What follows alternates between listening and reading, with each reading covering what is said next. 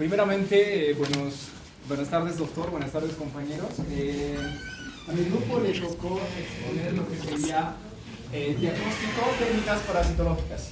Para poder entender más qué son técnicas parasitológicas, puede encontrar una definición muy breve que les voy a leer.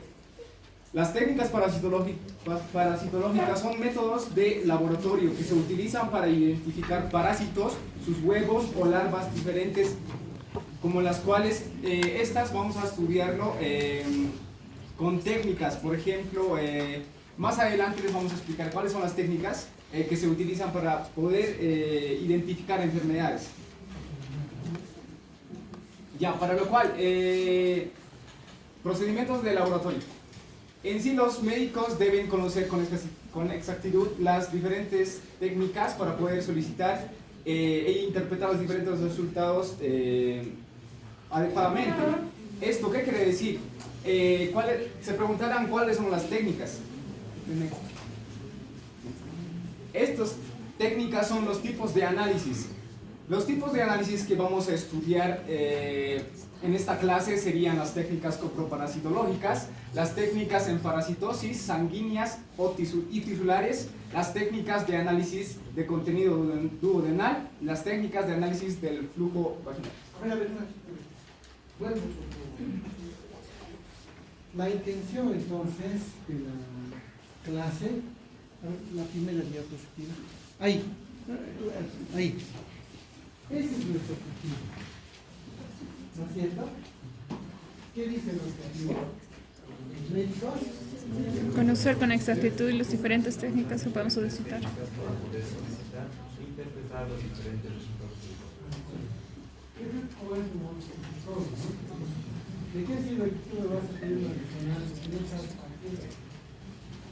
No porque seas médico, te vas a mandar a parte una resonancia magnética para diagnosticar una hija. Tal vez, por este caso, necesito un estudio de microencefalopatía, un estudio de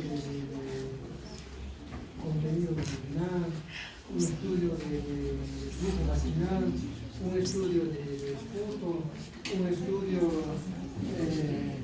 de orina, de heces. ¿No ves? ¿Qué es saber para qué? Eso. Ahora, si saben ustedes, ¿para qué están buscando? Hay que tener en cuenta que para la obtención de la muestra, muchas veces van a tener que utilizar los mismos tratantes, ¿no? Puede ser la orina o la intestinal. ¿Sí? Entonces yo tengo que orientar a mi papá, a la mamá, cómo tiene que recibir o tiene que obtener la muestra, ¿no? Sí. De lo contrario, estoy haciendo un mal papel. Algunos médicos, ¿qué hacen?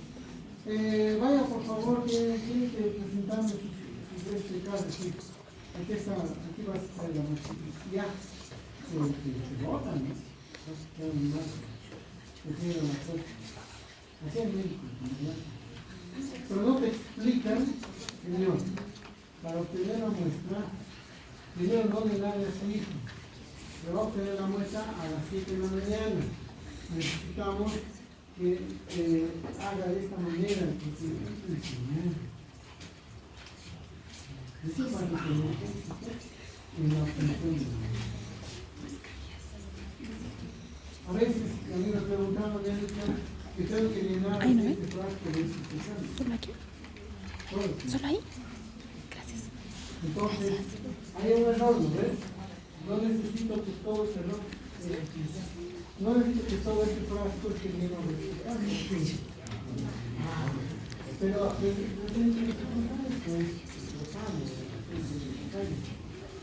dije, señor, tiene que poner la muestra como más o menos el volumen de lo que es para la. ¿Sí? Ahora, ¿qué pasa si no hace popó el niño de la mañana y lo hace matar? ¿Qué van a hacer? Y el estudio de la mañana, laboratorio de día a otra de la mañana. Entonces yo tengo que se ha dado objetivo a la reunión. Nada más, eso es todo. Así de sencillo. Entonces empezaremos a conocer cómo son esos métodos. Y veamos la siguiente diapositiva, por favor, ahí. Sí, doctor, tal vez para complementar. Tendríamos análisis parasitológico, análisis de orina, ¿sí? Análisis de sangre, anillos tissulares, análisis del contenido urinario, insisto, análisis, ahí tal vez podríamos aumentar el líquido cefalorraquídeo, análisis, no sé, de la próstata, análisis, yo qué sé, del borde de la piel, de una úlcera, ¿no es cierto? Hay que completar. Sí. ¿Ya? Si podemos anotar eso, anotamos, por favor. Sí, Y lo complementan nosotros en su clase. Van a pasar de todas las clases. ¿No es cierto? Eso es cualquier algo.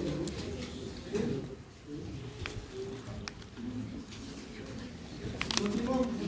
Ya, tal vez para complementar, ¿no? Los tipos de análisis, estas técnicas más o menos, las enfermedades que nos producen más o menos vienen de áreas rurales, las cuales estas técnicas lo vamos a estudiar. Por ejemplo, puede ser las heces fecales como el copro, puede ser la orina mediante tejidos, ¿no? Aquí traje también para poder entender algunas maquetas que lo pueden ver, por favor, desde acá. Estas son las cuales son los vectores que nos traen más o menos la enfermedad. Ya, vamos a hablar lo que sería de técnicas coproparasitológicas. ¿Qué quiere decir esto? Las técnicas coproparasitológicas, para entender más, son heces fecales. ¿Ya? Algunos de estos, por ejemplo, podemos estudiar lo que son los segmentos. Por ejemplo, aquí los trematómenos, que es nuestra fasciola hepática, como podemos ver acá. También podemos la schistosoma, que es esta. También ahí en ese grupo están los cestodes, las cuales podemos ver aquí la temia. Después hay la echinococcus, la echinococcus, también la granulosis. También en ese grupo podemos ver que aquí los nematodes, por ejemplo, la enterovirus vermicularis. Ya. Como les estaba diciendo, dado que la sintomatología de estos parásitos es un poco característica. ¿Qué quiere decir con esto? Estos parásitos nos pueden provocar lo que serían fiebres, diarrea, por ejemplo, dolor de estómago, las cuales es un malestar. No podemos identificar qué parásito más o menos nos está causando daño, pero mediante el análisis, por ejemplo, de técnicas parasitológicas, por ejemplo, del coproparasitológico, estas nos van a ayudar a poder identificar qué parásito es el que nos está causando estos daños.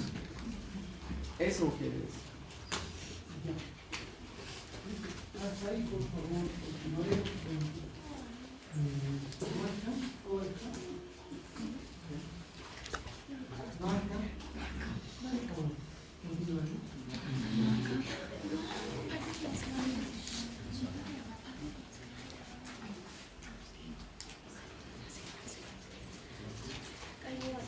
Continuamos con lo que es la obtención de muestra fecal.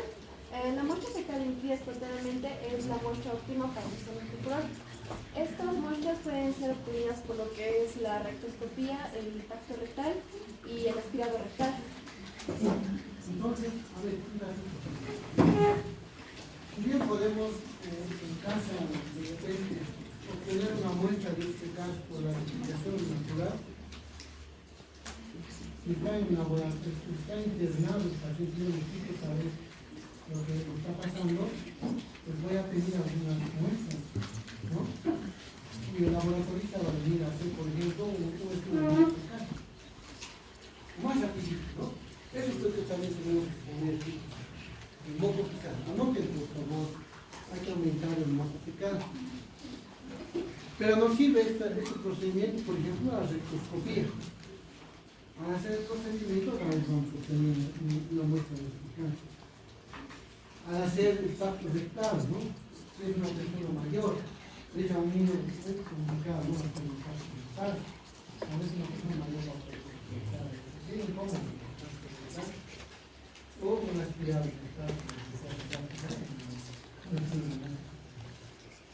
entonces, con un equipado, ganar o ganar, ya ¿entiendes? No es necesario que haya ¿no? Así Marco Antonio, ¿de qué manera?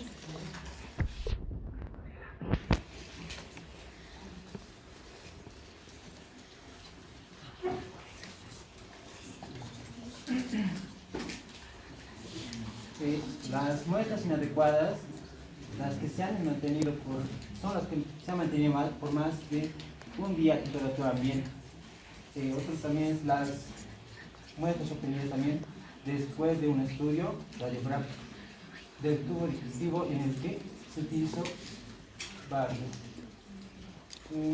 También las que se presentan gran cantidad de algunas sustancias que se han ingerido con fines terapéuticos.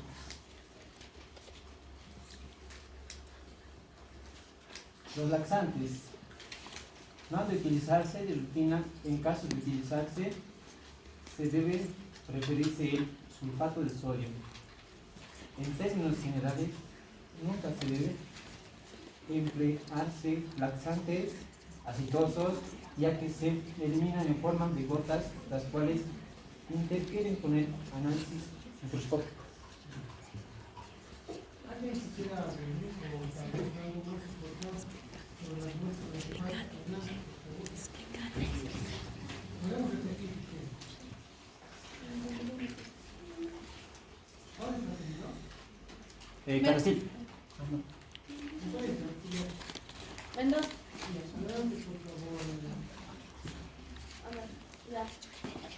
Para empezar, las muestras inadecuadas van a ser aquellas que al momento de que el doctor va a pedir al paciente que se le efectúe la muestra de coproparasitológica, que es las heces fecales en un frasco, van a ser inadecuadas cuando se las va a mantener por más de un día a temperatura ambiente. Como sabemos, estas van a desprender un olor y por tanto también lo que queremos obtener, el resultado de los parásitos, no los vamos a poder identificar de manera adecuada.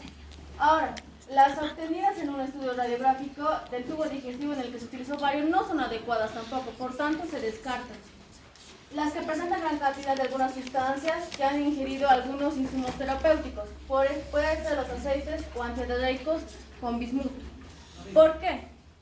Eso es importante. No sé si alguien más pregunta que quisiera hablar. Hablamos de muestras inadecuadas. ¿Por qué? Porque si obtenemos muestras con más horas, ¿no? ¿Qué va a pasar? Se va a desnaturalizar los parásitos, los huevos, las larvas, ¿no? Van a incubar tal vez, ¿no? A la temperatura ambiente. Y cuando nosotros queramos ver bien ese huevo, vamos a estar viendo una larva. Entonces nos va a confundir, ¿no? Entonces, con el pasar de las horas, las heces fecales también van a cambiar, van a transformar, ¿no? Se van a volver duras, tal vez, ¿no? Van a deshidratarse. Entonces, lo que menos queremos es que se ocurra. Cuanto más rápido se produzca la eliminación de las heces, si la podemos llevar a la laboratorio, es una razón, ¿no? Pero si no logramos hacer eso, como les decía César, ¿qué pasa si el niño defeca a las 12 del mediodía o 1? Algún niño tiene su intestino bien arreglado, ¿no ve? ¿Qué pasa si necesitas una muestra a las 7 de la mañana? ¿Qué haces? ¿Qué pudieras hacer? A eso me voy. Hay métodos para Exacto. mantener la muestra, que es los métodos de refrigeración, en las cuales se las puede explicar que para mantener fresca la muestra se la debe refrigerar, más no congelar, porque eso no va a mantener la muestra que queremos que es viva. Entonces, ya sea parásito, larva o huevo, necesitamos verla con las características que presenta. Y cuando va a pasar el tiempo determinado, estos van a perder también lo que les caracteriza una muestra espontánea. y se las pide durante la mañana para que sea lo más antes posible. Exacto. Porque algunos niños también pueden defecar a las 7 de la mañana, ¿no? Pero hacen su defecación, ponen el frasquito al laboratorio, ¿no? Esa es la idea. Entonces, a ver, continuaremos. Eso es lo que tenemos que entender. Si pasa el tiempo, estamos provocando que no seamos.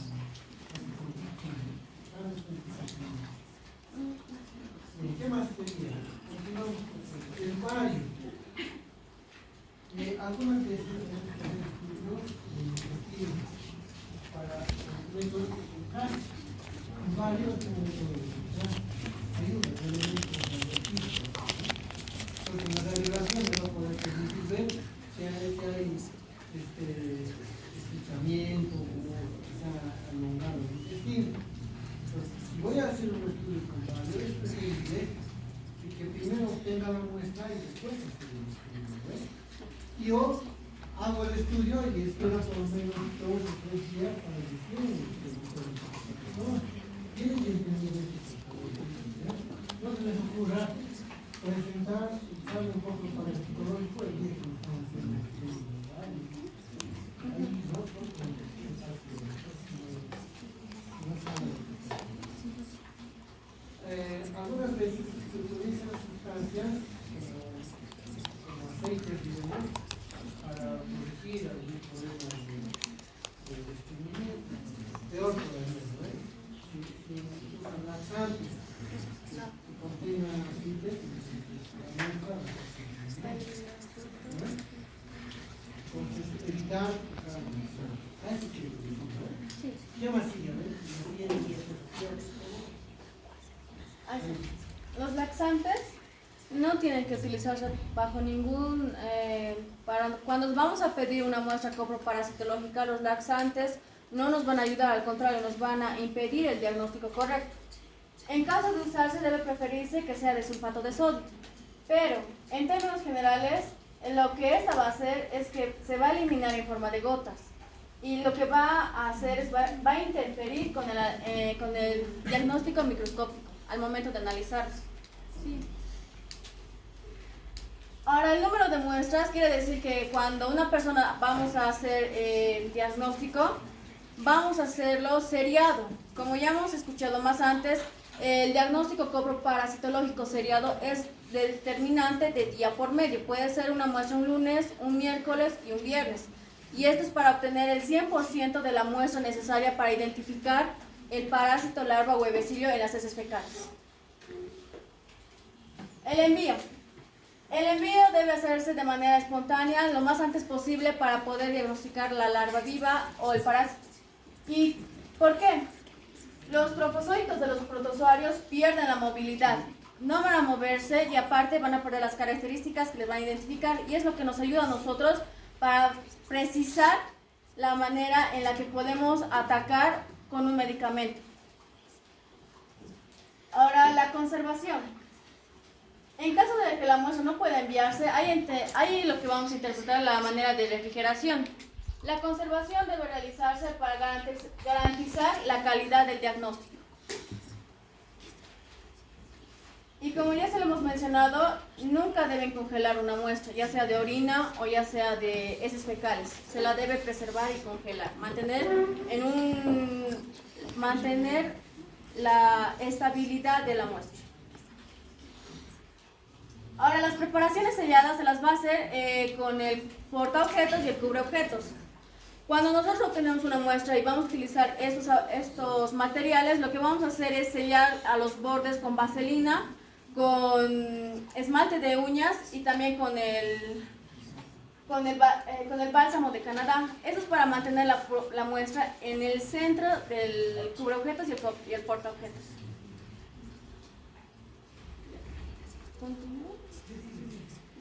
La formalina va a ser un medio de fijación que vamos a extraer nosotros 3 gramos de heces fecales y vamos a poner al 10% 10 ml de formalina. Este nos va a ayudar a mantener el parásito estable. ¿Cómo logro esta concentración? La concentración nosotros tenemos que medirlas, por eso nos da una medida exacta. Y la formalina debe ser usada al 10%, con 10 ml en 3 gramos de gas. ¿Cómo consigo el 10% de formalina? La formalina se formol. ¿Cómo consigo 10% de formol en una solución? Regla de 3. Eso. Ahí vamos. En una disolución de agua del 90% y el otro 10% sería la formalina. Muy bien, nada más que eso, ahí está. Independientemente si es 1 litro, es medio litro, ¿no ves? Es uso de las residuos. Tienen que entender eso. El formol es bien tóxico. El formol lo utilizamos para preservar los cadáveres, ¿no ves? ¿Sí? Y muestras de anatomía patológica, ustedes van a ver, ¿no ves? Pero no podemos utilizar formol puro. El formol es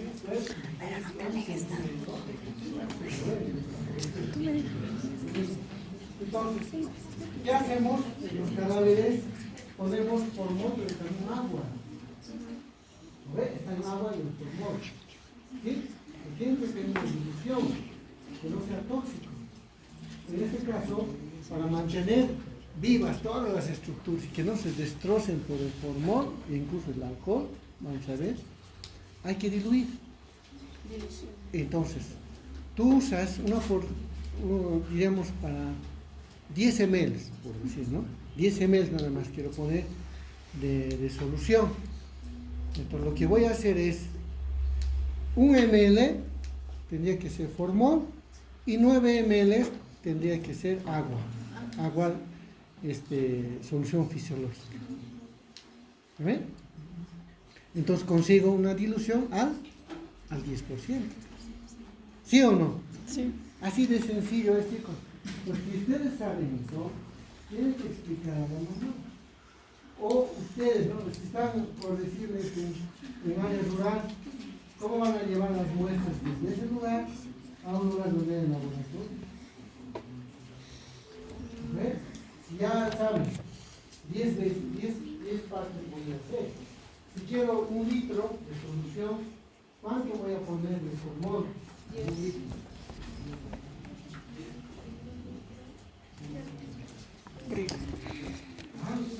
10 mililitros de formol y 90 mililitros de agua.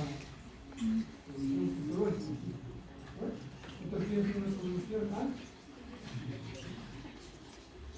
¿Estamos de acuerdo? 9 partes de agua con una parte de formol. Sencillo. ¿Qué más?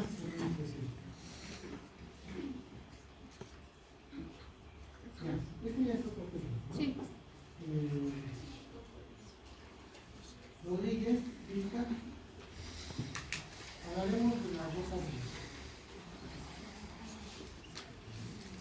Entonces, lo que estamos viendo ahorita es, tal vez deberíamos empezar por decir, en parasitología, yo diría que el 90% de los casos que van a venir por consulta van a ser por causa de niños o problemas gastrointestinales.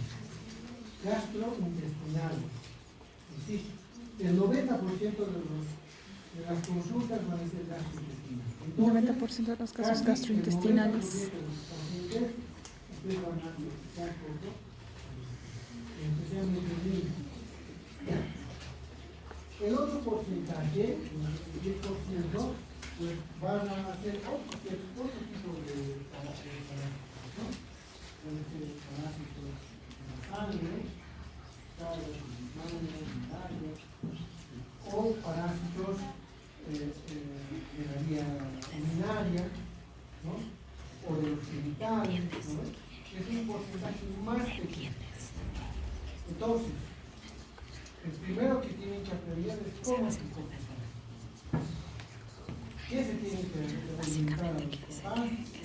Utiliza mayor cantidad de gotas para que la muestra de sangre para detectar malaria no sí, porque el frotis solamente utiliza una gotita y el fruto. En cambio la gota, varias gotas, varias cosas se muestran a buscar. voy y le he preguntado, como si fuera yo una persona ajena, ¿no? No soy médico, ¿no? Le he dicho, ¿cómo voy a obtener la muestra? Si me pides que el laboratorio de 7 a 8 va a recibir la muestra y mi hijo defeca a las 2 de la tarde. ¿Qué voy a hacer?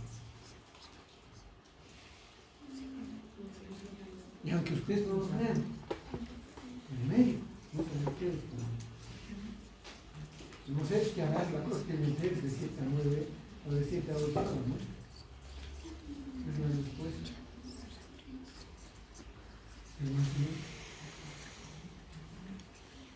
No, yo no sé, habla con el médico. ¿Qué voy a hacer?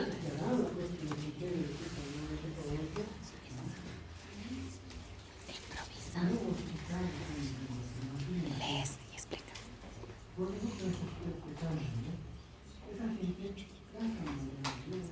Lees el siguiente también.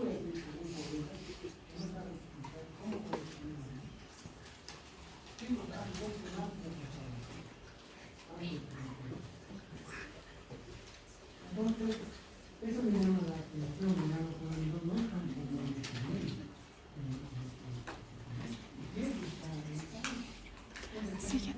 El siguiente nos lee.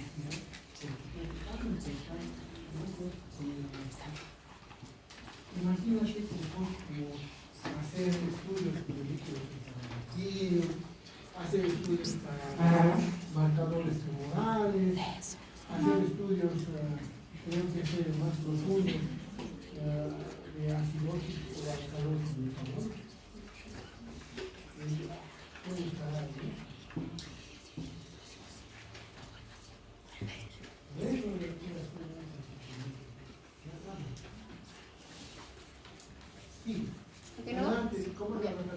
La gota gruesa es una técnica de mayor rendimiento de frotis sanguíneo, ya que se examina una mayor cantidad de sangre, es decir, varias gotas. En caso de los plasmodios, de las malarias, estos se observan libres. Esto no quiere decir que para realizar el diagnóstico de la malaria necesitaríamos varias gotas para diagnosticar lo que es la malaria, ¿no? ¿Siguiente?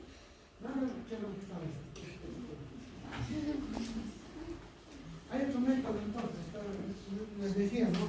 De su 10% que les va a tocar, Sí. va a haber pacientes que van a venir con malaria. ¿Cómo voy a saber si esa fiebre que está portando ese niño más de una semana o 2 semanas está con fiebre alta? 39, 40 grados está ligando. ¿Cómo voy a saber?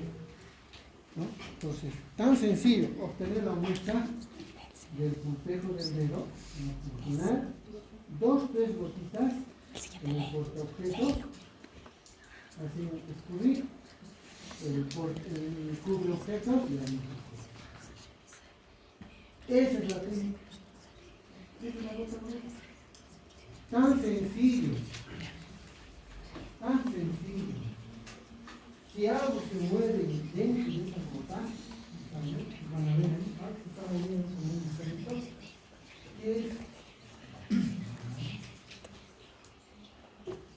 ustedes van a estar en el norte de Santa Cruz, no sé, es lado de Infame, ahorita, tienen pacientes que hablan de fiebre, llegando,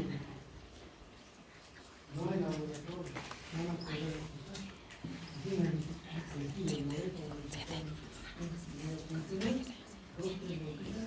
RPM, revoluciones por minuto. RPM, revoluciones por minuto.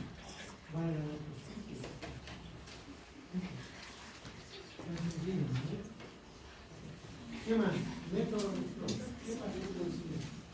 El método de Strong es una técnica simple de buena sensibilidad en los casos agudos de enfermedad de Chaga. En esta se puede extraer lo que es 5 ml de sangre sin anticoagulante. Se deja coagular y se retira el coágulo espontáneamente y se recoge el sobrenadante y se centrifuga a 10.000 revoluciones por minuto. Durante 3 minutos para separar los coágulos rojos se decanta el sobrenadante, ¿no? Suero que se guarda para el diagnóstico serológico. Aquí el Chaga. El Chaga, también denominado también llamado tripanomiasis, es americana. Es una enfermedad mortal, ¿no? Que se da, es causada por parásitos y protozoos. Estamos viendo todo métodos para verificar si hay parásitos en la sangre. La gota rosa para malaria. La técnica de Strauss para Chagas. ¿Sí? No se preocupe, cuando estamos hablando de Chagas hay que identificar. Eso es lo más sencillo, que consiste en obtener una muestra de sangre, ¿sí? En el antebrazo con el pulso, una sangre de bolillo, 5 ml. Eso le ponen en un tubo de sangre, que más o menos es como de este doctor. Ahí le vamos a poner y no va a tener anticoagulante, por supuesto. Luego lo ponemos a una máquina que se llama centrifugadora. Es como una licuadora.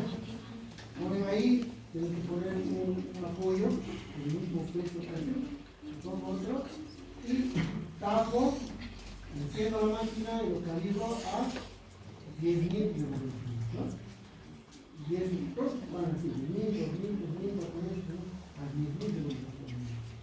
Colocan a 10, ponen el temporalizador que va a ser 3 minutos, apretan, ya está automatizado, ¿no? Apretan, está listo. El gato va a dar la vuelta, 3 minutos va a pasar. Pero está leyendo. Hay muchas personas que pasan los 3 minutos y los están escapando, ¿no? Y pueden borrar salir disparar, ¿no? El pecho y la cara del entrenador. Por eso es así es que nosotros aquí es de transmisión. Entonces, lo que nos interesa es todo lo que ha quedado, ¿no? Todo lo que es el suelo, bueno, el plástico, eso nos gusta con el suelo. El coágulo es el kit. Y se ve el suelo, porque se entiende que ahí está este parásito. Entonces, ponemos una gota en el microscopio, en el portoqueto, una gotita de, si quieren, de tinta azul, ya está, ya tienen, digamos, le ponen un cubo de objetos a nuestro cubo. Ya no se tiene de azul y se está moviendo. Es un método tan sencillo. A ver, ¿cómo pensamos después? La mito es hematocrito. Se recoge la sangre en capilares de hematocritos heparinizados. El extremo inferior se tapa con la mantilla y se centrifuga a 1000 revoluciones por minuto durante 3 minutos. Se factura el capilar en el límite de la capa leucocitaria. Se deposita sobre un portaobjeto la capa leucocitaria y el plasma. Bueno, este método es muy parecido al método de Scott, que es como un tubo de capilaridad se llama. Ustedes van a conocer, es un tubito bien delgadito, como la mina de este bolígrafo, bien delgadito este tubo. Entonces, ¿lo ven? Bien delgadito. Eso, ustedes igual hacen una función y donde está, primero van a agarrar el tubito, en ambos extremos el tubo está abierto, entonces de un extremo agarran y le punchan a una base, a una cera, ¿no ves? Que se llama masilla. Es una masillita, así como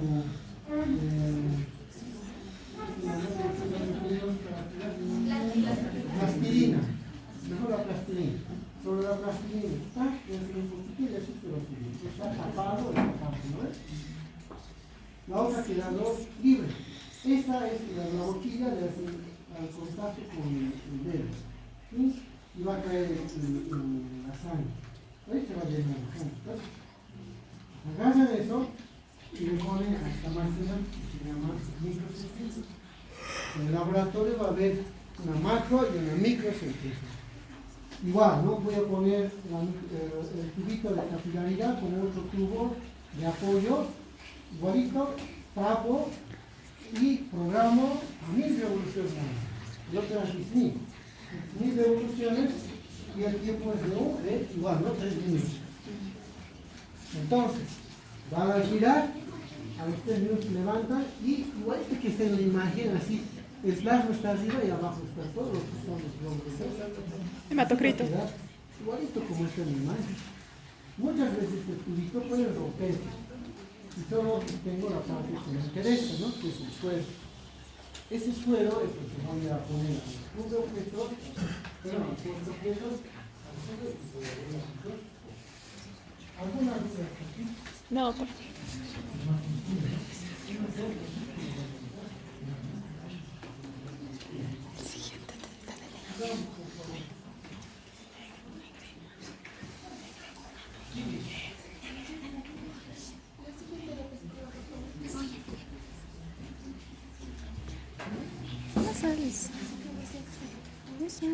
Exonodiagnóstico.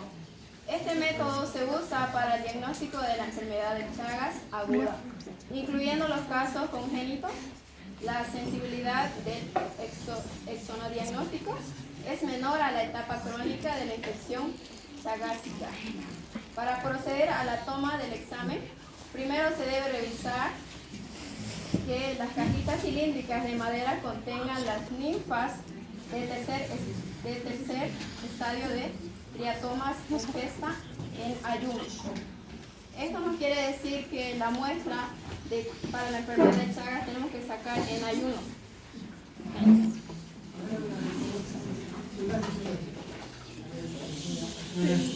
¿Cuál es tu apellido primero? Rodríguez. Vilca, ¿no? Sí. A ver,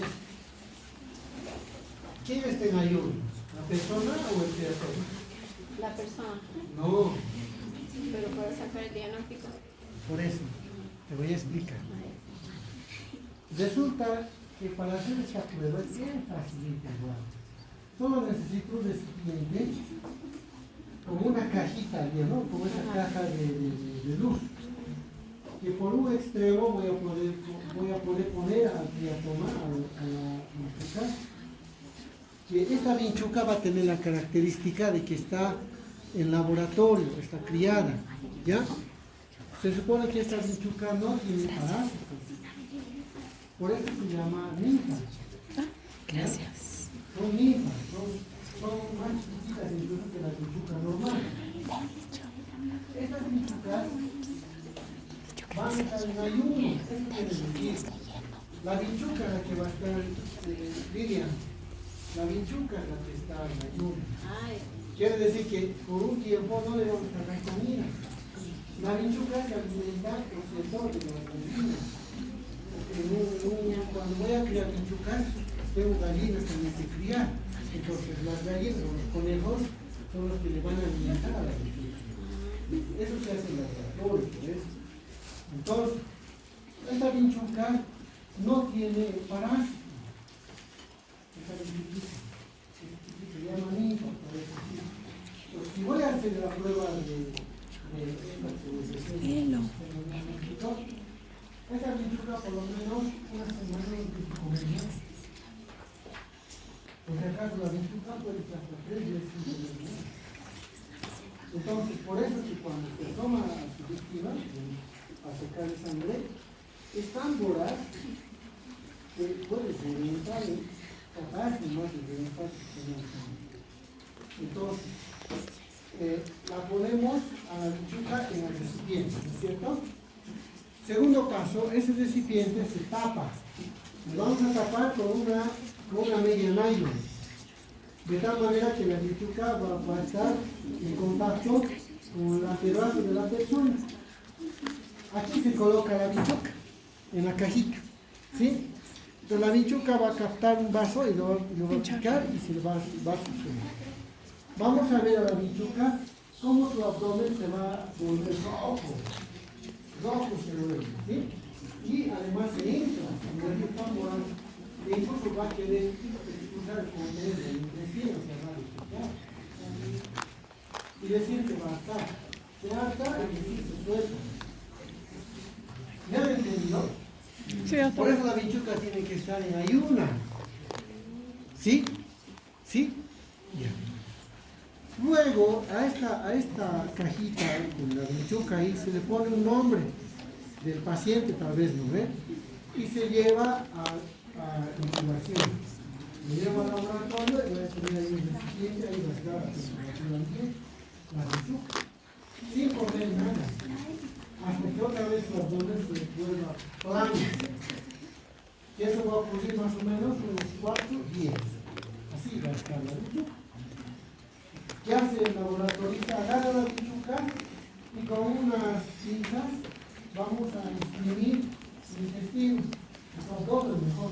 Vamos a aplastar para que la vinchuca pueda defecar. Entonces, al hacer ese aplastamiento, va a defecar la vinchuca. Sí, doctor, entonces esto es un examen en vivo. En vivo, por supuesto. En vivo. Ese es el seno diagnóstico. Si una vez que obtenemos heces de la vinchuca, lo ponemos en un portaobjetos, claro, en cubre objetos, con un poquito de agua, se diluye y al microscopio. Si algo se mueve, está la vinchuca infectada con la sangre de ese posible paciente. Ya han hecho diagnóstico de enfermedad de Chagas. Pero ojo, este estudio, el senodiagnóstico, tiene que hacerse en un paciente, en una persona que esté en una fase aguda. ¿Sí? No en la crónica, por eso ahí dicen, a ver, nos sirve para Chagas agudo. ¿Sí? Cuidado que después de 10 años o 20 años ustedes quieren hacerle un examen, un senodiagnóstico, no va a dar nada. Negativo lo hacemos. O sea, Pero la persona ya tiene sus problemas de acalasia esofágica, megacolon o megaesófago, ¿no ve? Cardiomegalias y demás, ¿no ve? Eso ya no. doctor, Ya no entonces, esto, por ejemplo, después, digamos, de que el paciente ya, digamos, tenga signos de palpebral, entonces recién se podría hacer de Romaña, ¿no? Claro. Se podría hacer esto. Claro, Porque está en... ese es el momento, ese es el Chagas agudo. Ahí, ya, O el entonces, chagoma de inoculación, ¿no ve? en Que la aparece pequeña. en el brazo. ¿Hasta aquí alguna duda? ¿Qué tal? ¿Se puede o no se puede? Facilito, ¿verdad? Antes ya saben cómo es que se lean el texto. ¿Ya? Eso es. Gracias, Lilian, ¿no? ¿Qué continúa? Núñez Villalobos, doctor.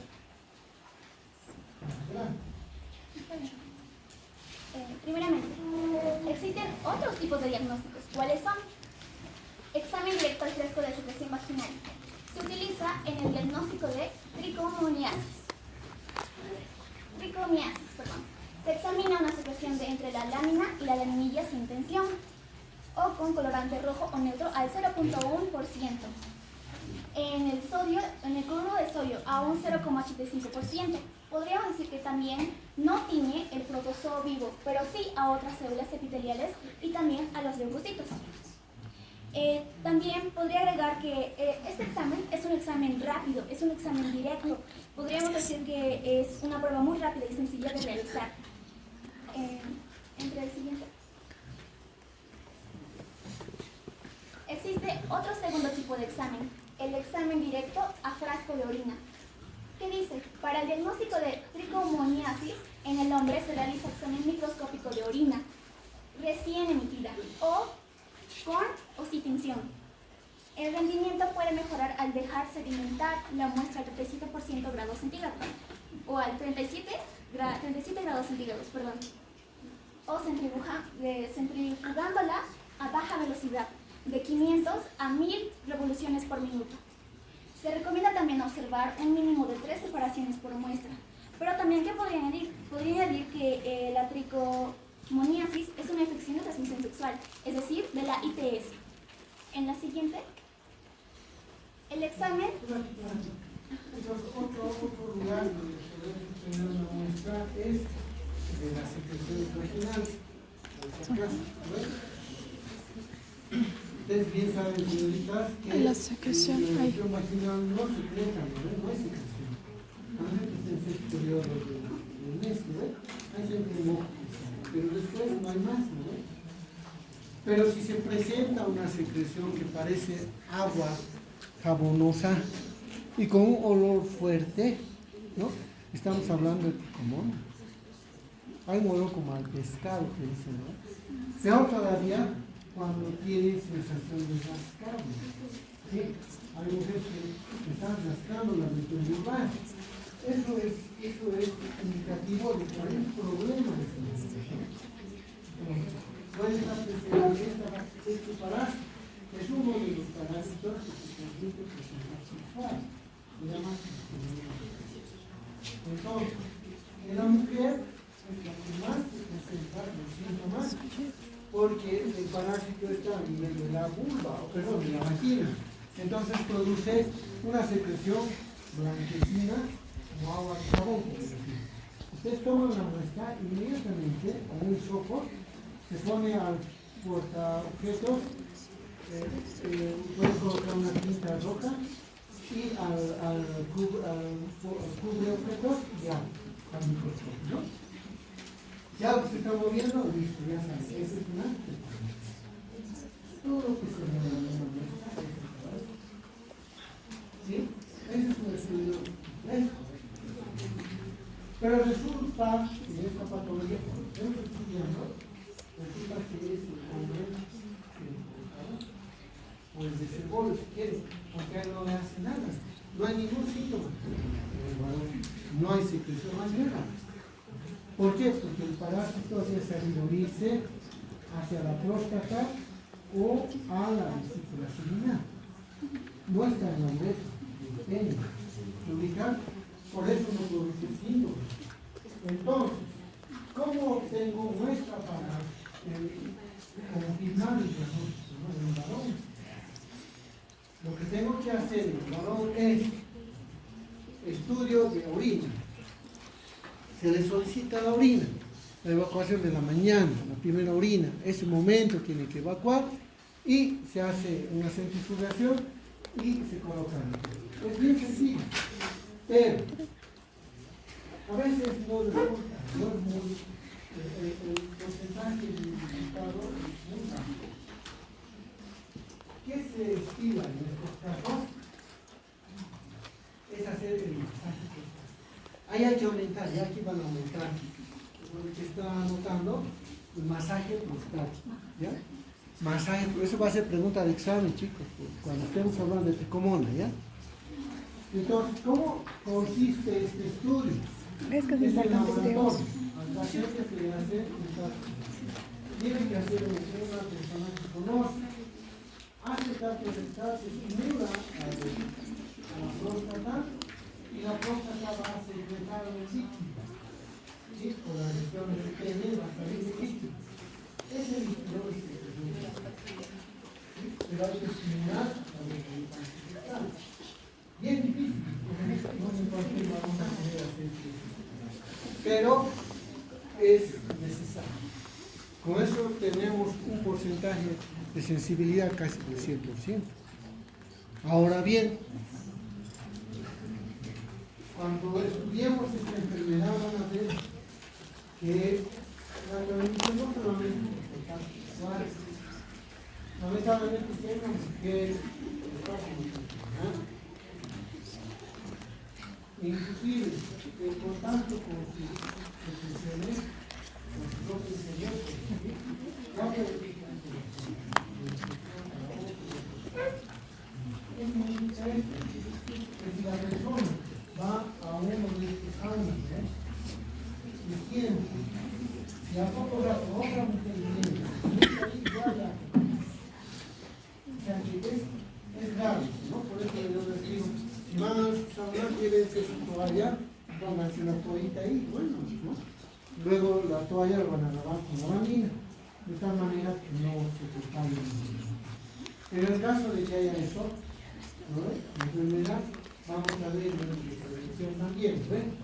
Uno de ellos, por ejemplo, la limpieza del interior, tanto del varón como de la mujer, fuera de la limpieza de los partes una niña, ¿no? Puede haber contacto y la niña va a estar con secreción. Y ahí el tema, ¿no? De una violación, un papá en la cárcel y todo eso es un problema. Y van al médico y dicen, no, aquí no ha habido desfloración, ¿no? No ha habido penetración. Entonces, es por contacto con la ropa interior. Bueno, se puede tratar. Vamos a ver que sí hay tratamiento, ¿no? Doctor, en algún caso extremo, por ejemplo, existen los fetiches, si está en contacto una ropa interior contaminada con la vía nasal, ¿podría? Es contacto Directamente directo, ¿no? De mujer a mujer. ¿Alguna duda hasta aquí? Ojo, entonces, cuidado, se dice que el 99% de las mujeres que tienen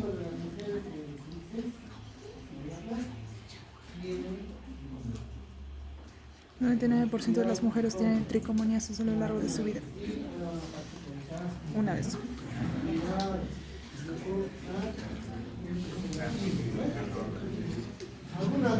¿Me invitas refresquito? ¿Me invitas refresquito? ¿Sí? ¿O tiene quién es? No, por favor. ¿De quién es? ¿De la Nati? Ya.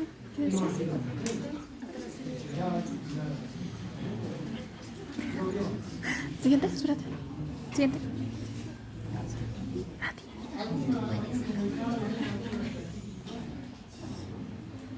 Bueno, nosotros vamos a estudiar este tema de las tricomonias. Ahorita solo estamos viendo los métodos de laboratorio. Continuamos con esto más siguiente. Esa es la secreción bronquial. ¿Qué pasa con la parte respiratoria? El examen de expectoración y secreción bronquial es la expectoración, se puede observar como larvas de ascariasis lumbricoides y estrongiloides esterporales y huevos de Paragonimus westermani. Luego podríamos decir que en hidatidosis macroescópicamente se pueden detectar membranas de un quiste roto y escoliosis o ganchitos de larvas de Echinococcus lumbricoides o granulosos, podríamos decirlo así. Podríamos decir que, bueno, en otras palabras, se observa en este tipo de exámenes los lumbricoides, los estructuras esterpolares y también los huevos de Paragonimus westermani. Eso sería todo, doctor. Bien, en la secreción bronquial, resulta que cuando ustedes estudiando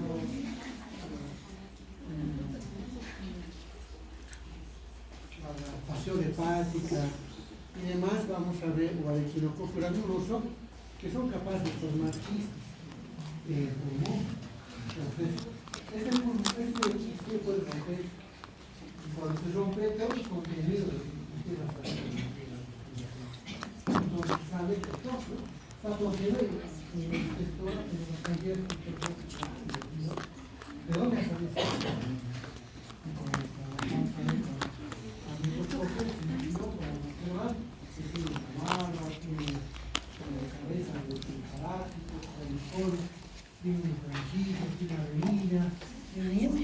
Sabía que era importante grabar porque mediante esto puede saber en qué exactamente tienen que corregir. Con una persona con tos es lo más importante. Hay que ver el tema del Ascaris lumbricoides, un parásito, que su larva va a penetrar la mucosa del pulmón. Entonces es capaz de provocar la tos y la tos para eliminar las larvas. Eso es lo que vamos a intentar el pulmón, ¿no? Pero entonces la secreción bronquial también ¿no? Para terminar, ¿qué más tenemos? Párate y mira. Párate y mira. Por favor, esos sitios nomás al finalizar voy a poner allá una cajita y lo ponen a salir, por favor. Gracias.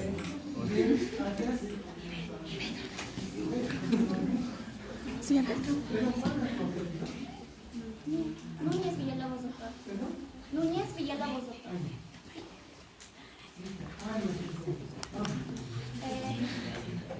Buenas tardes, doctor. Buenas tardes, compañeros. También haciendo una énfasis al tema del examen de espectrografía y fisiopatía bloquear, esta se obtiene mediante disputo, el cual permite al paciente tener un fácil diagnóstico de este procedimiento. Técnicas de diagnóstico de artrópodos de interés médico. La identificación precisa de un artrópodo es complejo, ya que este va a requerir la experta participación de un entólogo. O sea, en sí, un artrópodo va a ser aquel que va a invadir el cuerpo de una persona, de un agente. Esto puede variar entre una persona y un animal, generalmente personas.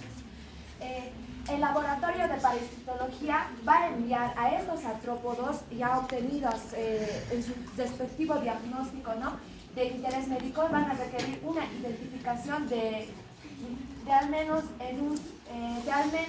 en su género, lo cual va a pedirnos, ¿no?, en este punto que llevemos a ver de qué género va a ser el artrópodo. Puede ser hembra, macho, también puede llegar a ser hermafrodita. Ejemplos más comunes de las larvas de moscas, las liendres y las garrapatas. Estamos en diagnóstico directo, bien. Hay algunos artrópodos de interés médico, por supuesto. Las pulgas, por ejemplo, ¿no? Van a ver cómo saltan, ¿no?, las pulgas. Han visto ya saben. Pero ¿cuál es para nosotros el interés? Porque esta pulga puede ser afectada por una bacteria, una riqueza. Entonces provocar una fiebre. En el caso de las papitas y arroz, del piojo, ¿no?, también, ¿no?, se evidencia la piel, el pelo, las liendres con las huevos. Muy frecuente, casi todas las mujeres han debido ver esto, ¿no?, en las guarderías y en todos lados. En el lago trópico, en Cochabamba, Santa Cruz, es bien frecuente la pulga y el piojo. Sí. ¿No ves? A menos en este tiempo. Y más en verano. Pero bueno, ¿por qué nos sirve? Porque también. no te preocupes, cada vez que te lo voy a comprar, te lo voy a hacer la carne. Es causante Para que también no de se otras patologías, ¿no? La fiebre de las montañas de cosas. Al principio cuesta, pero después ya no entra. Entonces, por eso es importante conocerlo, ¿no? Ahora, en el apartado ponemos que es importante que mandemos una muestra a un experto en meteorología. No hace mucho, nos ha pasado aquí en Machacamal, ¿quiénes conocen Machacamal? Está a 15 minutos, ¿no? Alrededor del lago se ha presentado una producción enorme de muestras. Han acudido a la comunidad. Están buscando y teníamos la susceptibilidad de que esos mosquitos, los anófeles, pudieran transmitir la malaria. Y nosotros, por eso yo digo, cuidado, nosotros no podemos ser todólogos, ¿no? Saber todo, necesitamos apoyo. Entonces, ¿qué mejor? Hemos capturado a los anófeles, los mosquitos, y ya les hemos mandado, ¿no?, al laboratorio de Batán, para que los expertos nos digan si pueden o no transmitir enfermedad. Entonces, yo me libro porque le digo reportes, me enlazan, y nosotros no, los mosquitos no son portadores, no van a poder transmitir nada. Hay que ver que tienen que estar seres, ¿qué hacen cuando se sientan evitar el dolor? Por eso es importante, chicos, el conocer a estos vectores, ¿no?, como transmisores de enfermedad. Aquí podemos hablar de las vinchucas, lo que hace rato nos mostraron, ¿no?, aquí estas moscas, estas arañas, estos Escarabajos. escarabajos y demás, ¿no? Son mariposas. Las mariposas inclusive, ¿no? ¿Ustedes consideran que puede producir Aquí entra mi boro. Tengo cicatriz todavía. Y esa mierda duele, se mueve y duele. Sí, pues. Ahí está, ahí una vez congelando, escueza.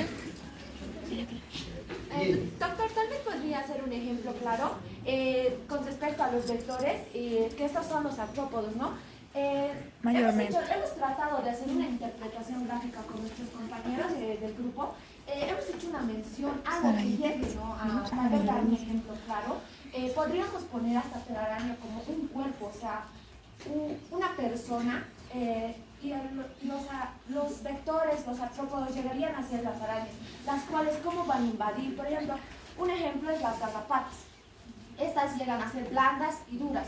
Estas llegan a transmitirse generalmente de un perro o un gato. Bueno, en este caso si estos no están quemados. Me puede hacerse una énfasis de que, digamos, uno de este artrópodo que va a llegar a ser la garrapata llegue a picar, morder a una persona, ¿no? La cual va a provocar diferentes síntomas en el cuerpo de una persona. Y esta también va a reaccionar de diferente manera. Pues, niños generalmente se accionan con fiebre, dolor estomacal, vómito, diarrea. Esto también va a depender, como lo he recalcado, de si van a ser blandas o duras. Las blandas llegan a ser más consecuentes y más peligrosas en los niños. Gracias, está bien que comparemos, ¿no? Las garrapatas, por ejemplo, están en las ovejas aquí. ¿Lo ves? ¿Alguna vez ustedes han venido a ver en las ovejas? En las cabezas. En la llama igual. En la llama, en sus orejas están, ¿no? También. Sí. ¿Sí? ¿No es cierto? Por eso yo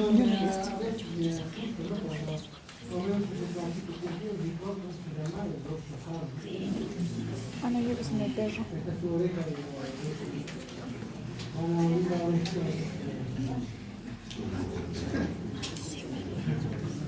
Y por no reventarlas.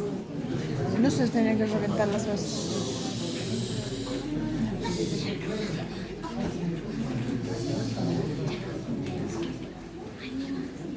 ¿Ya? Bueno, ¿qué más? Las observaciones y conservación de artrópodos. Es útil revisar insectos o arácnidos bajo lupa de mano en un aumento de 10 por 10 por 14. La mayoría de los artrópodos se pueden mantener por un largo tiempo en solución de alcohol etílico en solución de 70. Para observar los detalles estructurales se pueden colocar sobre un portaobjetos adicional una gota de una solución de Oyer u otro medio de montaje. Esto lo vamos a cubrir con un portaobjetos y lo vamos a secar en una estufa en término a temperatura ambiente o en un término medio también podría ser. Y lo vamos a observar en el microscopio, como ya lo hemos hecho en 10 o 14. Por si acaso, chicos, es una... ¿Cuántas cositas han hecho?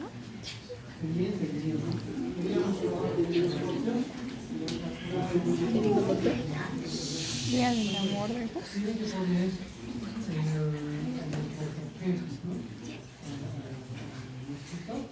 Y encima del portaobjetos, ¿Chocolates? pero con carne Chavales, yo pensaba traer solo bananas el día que exponga. por los portaobjetos, tiene que pasar la luz y de qué más ¿no? Ahí vamos a poder ver los robots, el pico, el ala,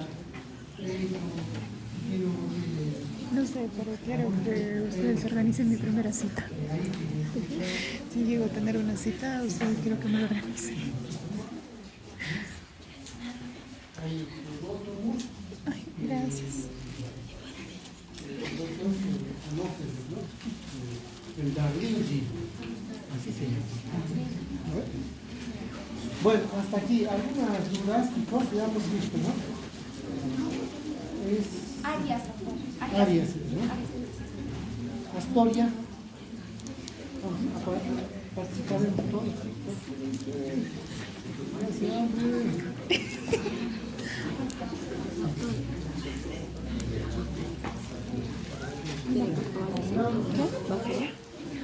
Va por ese, ya tengo hambre, ya dicho.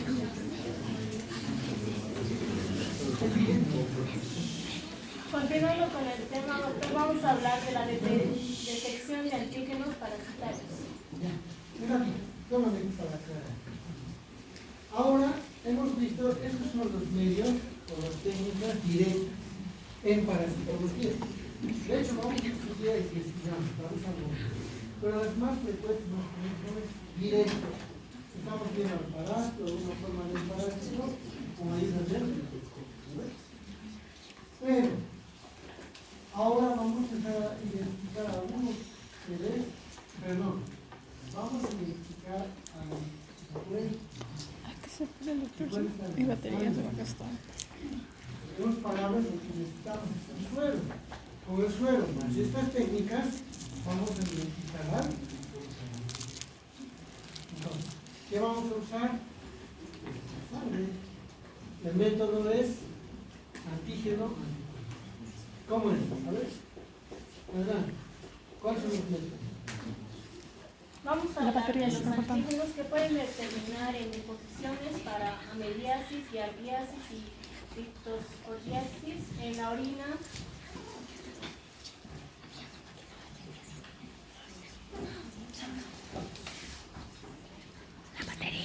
Batería.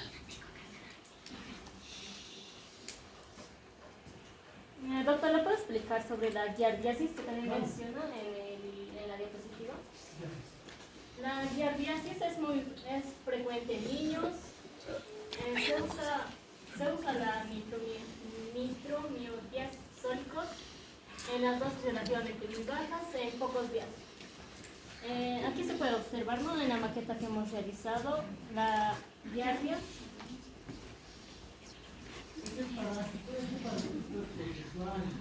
Así. Sí, lo tienen.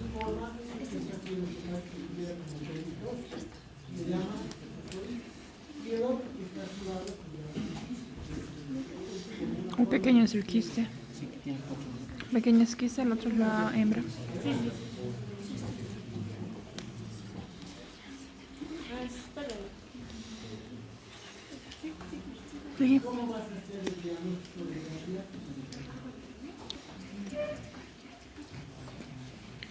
Diagnóstico de llamas.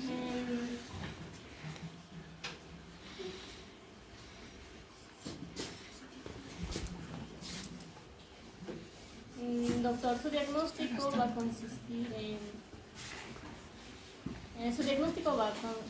en la observación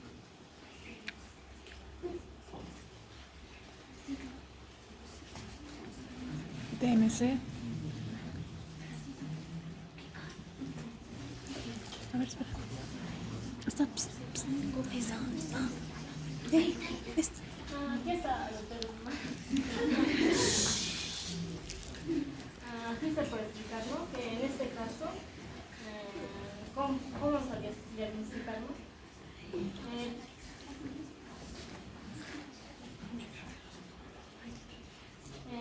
Lee lo que dice. Ya está bien, doctor. En este caso, el antígeno es una molécula soluble y al ponerse en una solución del mismo tiempo en contacto con los anticuerpos proteígeno, se forman complejos antígeno conjugante que al insolubilizarse en su mayor parte dan reacción a la precipitación.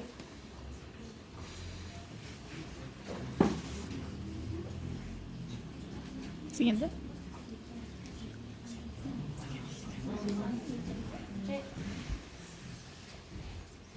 ¿Quién quiere aportar sobre el No sé quién quiere aportar.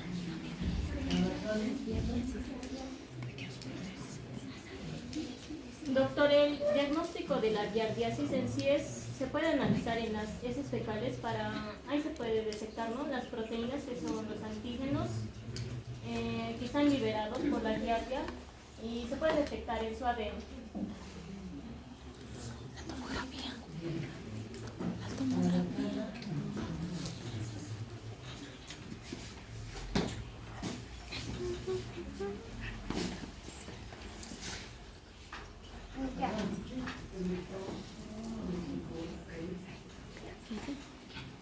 Inmunoelectroforesis. Ya. Continuamos con el tema. Tenemos lo que es la doble difusión y la inmunoelectroforesis. Los anticuerpos, estos van a actuar más que todo por lo que va a ser electricidad. Los anticuerpos y antígenos difunden en forma encontrada a través de los gases. En inmunoelectroforesis podemos observar que es negativo y positivo. Las proteínas constituyentes del antígeno son separadas a través de un campo eléctrico.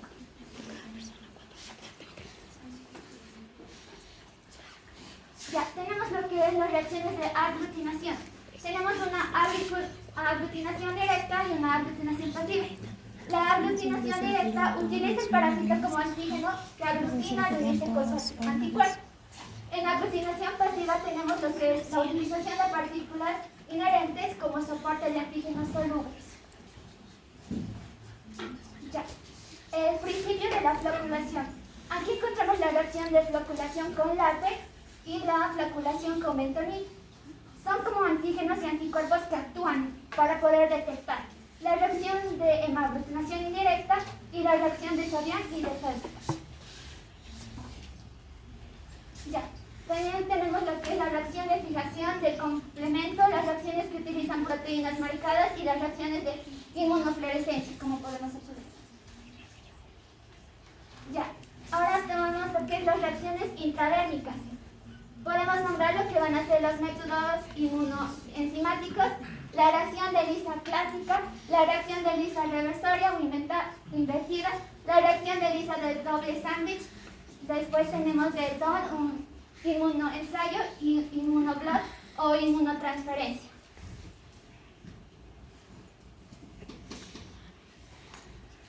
Tratamientos de esteroparásitos. Tenemos a lo que es la amiliasis, que es un parásito que va a actuar más que todo, afectar a lo que es al intestino. Existen varios...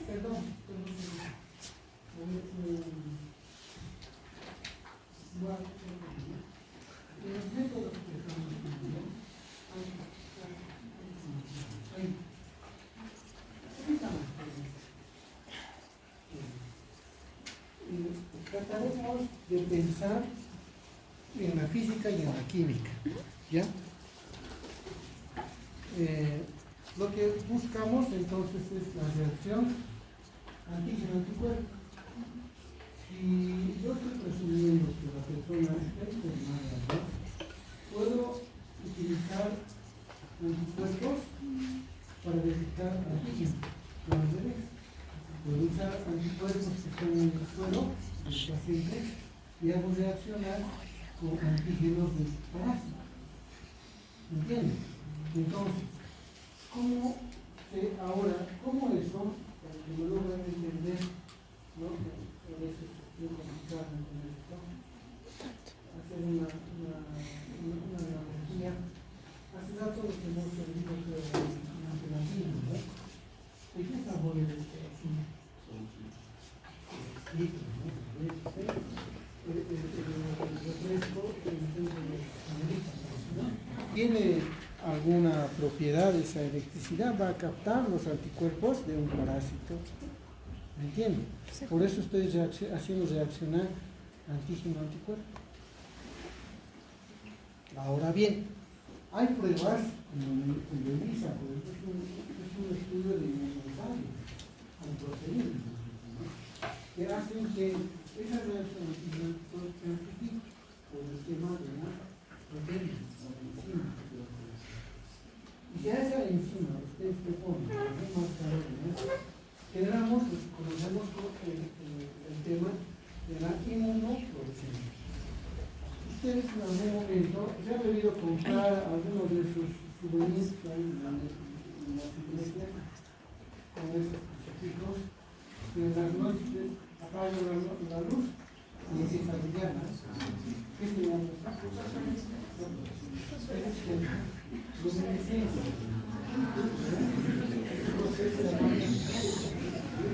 Lo mismo va a ocurrir. Le voy a poner una sustancia que va a hacer que esa reacción del cuerpo en un campo oscuro, en un microscopio de campo oscuro, va a empezar a brillar. ¿Sí? Yo voy a ver esa imagen, eso como está allá, ¿no? verde Fluorescencia. en un campo oscuro brilla alrededor. Entonces, vean, y lo mismo es aquí, ¿no? Sí. En las reacciones antígeno-anticuerpos es el principio. Entonces, si la muestra se define de color rojo, yo sé que se verá, Teresa, si se define de color verde, o limón, como quieran. ¿No es? ¿Sí o no? Hasta aquí siempre. No sé cómo más se dice. Así no se dice. En la práctica ustedes van a... No estoy entendiendo. No sé si hay algo más. A ver. Daniela.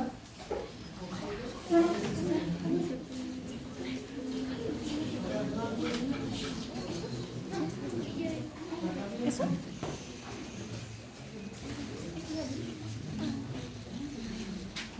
Ya, para los casos con sintomatología leve se va a utilizar lo que es la paramomicina, que va a ser de 25 a 35 miligramos por peso por 5 días a 10 días. La emetina y la dihidroemetina son drogas de primera clase para el tratamiento de ambliasis, eficaces para poder dominar rápidamente este tipo de parasitología. Se van a administrar específicamente por vía parental. Ahora,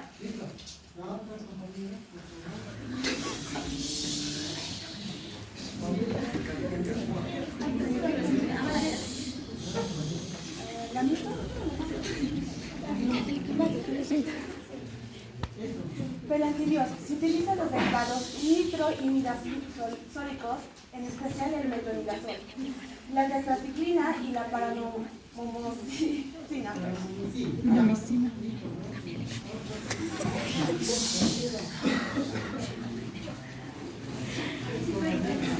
Con estos gustos, ahora vamos a tocar el tema de la giardiasis, que es la más frecuente en los niños. Los nitroimidazólicos se usan en dosis relativamente bajas durante pocos días. La furazolidona es un buen fármaco para esta parasitosis.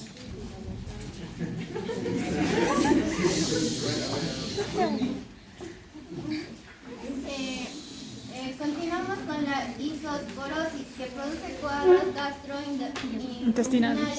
Actualmente se aceptó que en esta parasitosis la asociación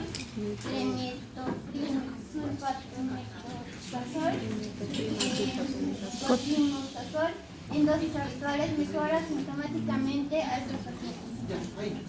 Por ejemplo, las isosporas, que son también frecuentes aquí en nuestra media, vamos a ver. Vamos a tratar con demostración. Bien, hasta ahí. Hablando, y la diapositiva mostrando. Un poquito más avanzar. Ahí. Yo les pido, chicos, esto no se les pido que vayan avanzando. Aquí estoy viendo de la mayoría. No, pues o sea, esto está bien. O de lo que les he mandado también. Entonces ya hemos visto el diagnóstico, ¿ves? Sí, eso. Métodos directos, Indirectos. métodos indirectos. Ahora estamos viendo el tratamiento. ¿Cómo vamos a hacer el tratamiento Frente. de esa enfermedad, no? Mediante kilómetros. No se preocupen. Eso debe ser pero más pediatría. En pediatría. Pero lo que a mí me interesa, para la próxima clase, estamos estudiando Bueno, son esas caras. van a buscar el sitio el segmento. ¿Por qué? Porque ahí dice, miren, enteroparásitos, y vamos a usar, pasaremos las amebas, diarias, que son después, y después. Hay hartos. Ahí. No, tal vez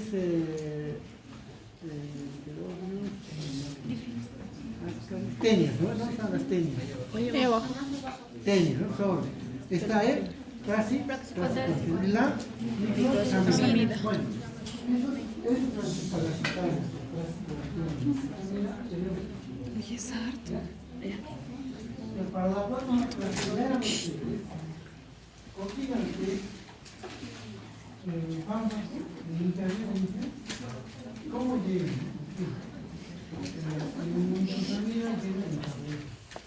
Presentaciones. ¿De cuánto? De 200 miligramos, ¿no? Entonces, busquen farmacológicamente cómo está hecho su... ¿sí? Dos. Composición.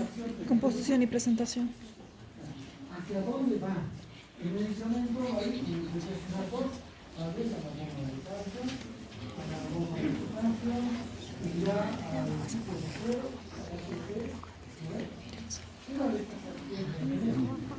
¿Lo ves en YouTube? No, sí, no sube este Telegram, muy grande. no te diría que no te carga entonces, el medicamento sí, solamente la mañana. ¿A qué daño? ¿A qué bombas de sodio, potasio, qué causa? Entonces, ustedes ya saben qué es lo que hace el medicamento. ¿Estamos de acuerdo? ¿Eso va a ¿Alguna entrar duda hasta aquí? ¿Eso va a entrar en el álbum? ¿Eh? ¿En el álbum eso? ¿Cuál es lo más? Ah, solo en cuaderno. Doctor, sobre lo que son los tratamientos, nosotros hemos pasado a Excel. Pueden imprimir si quieren los compañeros. Súper. Y me lo pasan a mí más. Sí, ustedes están Podemos cargar en el plasma, ¿eh? Lo subimos al Classroom. Lo suben. Mejor. juntos con Para trabajo de... claro. Pero hay que corregir lo que les he dicho, ¿no? Sí, están corregidos. Van a corregir, ¿no? Y después lo van a hacer. Mira, es que mucho me sobre. Ya.